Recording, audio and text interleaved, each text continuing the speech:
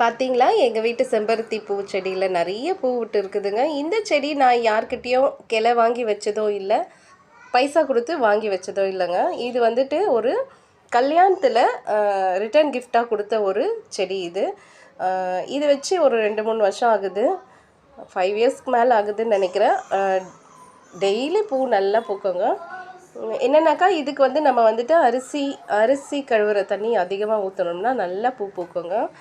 என்னன்னாக்கா ஏன் இதை சொல்கிறேன்னு பார்த்தீங்கன்னாக்கா, இந்த கல்யாணத்துக்கு வந்த இந்த செடியில் ஒவ்வொரு நாளும் அந்த கல்யாண மாப்பிள்ளை கல்யாண பொண்ணை நான் எப்போவுமே ப்ளஸ் பண்ணிகிட்டே இருக்குவேன் இந்த பூ எடுக்கும் போதெல்லாம்.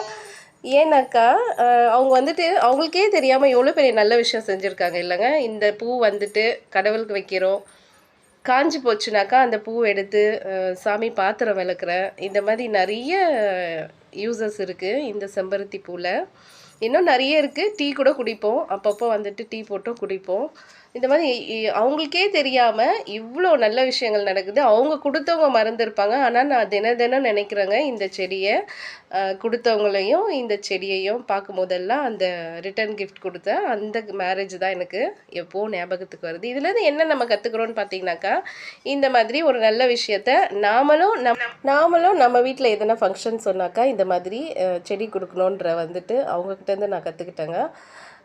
உண்மையிலே பிளான்ட்டு கொடுக்குறோம், ஆனால் வந்துட்டு அது இந்த அளவுக்கு ஒருத்தவங்களோட வீட்டில் இவ்வளோ யூசஸ் இருக்கோன்றது கூட நமக்கு தெரியாது.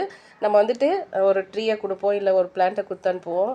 ஆனால் ஒரு நாளும் இதெல்லாம் பார்க்கும்போது, இந்த பூவை பார்க்கும்போது அவ்வளோ சந்தோஷமாக இருக்குதுங்க. இதுக்கெல்லாம் காரணம் வந்துட்டு கிஃப்ட்டு கொடுத்தவங்க தான்.